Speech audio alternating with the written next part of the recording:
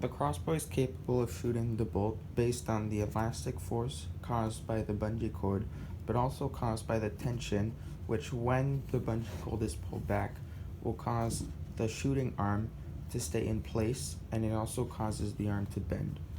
So, as you can see, the shooting arm is currently wobbling. That's because there is no tension whatsoever in the system. However, when the bungee is pulled back, you can suddenly see that the arm itself curves a bit, and the shooting arm is not as wobbly.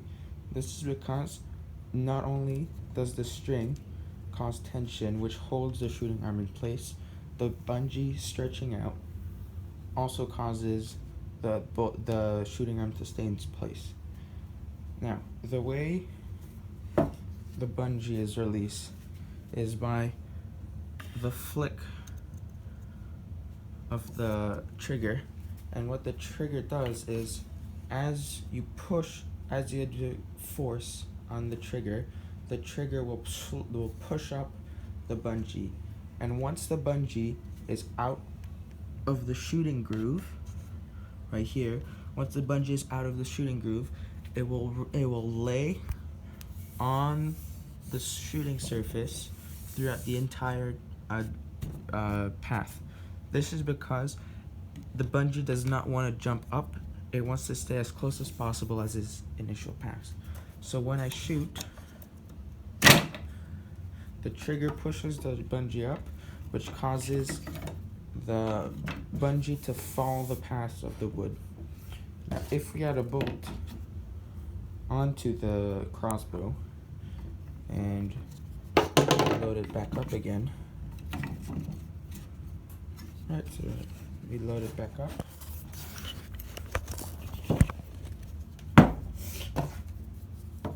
We can now examine how the movement of the bungee cord causes the bolt to shoot out. It's pretty simple.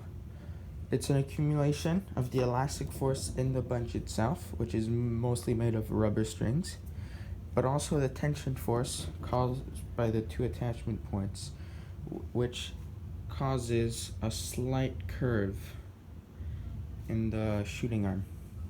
Now what will happen is, as force is exerted on the trigger, the bungee will lift up, and there will be a transfer of momentum from the bungee, which has velocity, and that will push the arrow through the shooting path.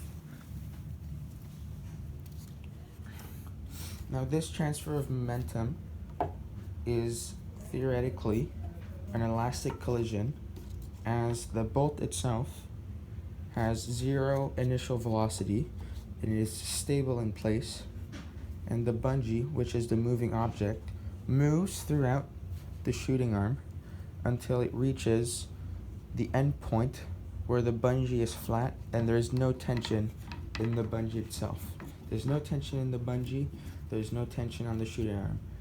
Once that point is reached, all the momentum has been transferred onto the bolt, which will then shoot out.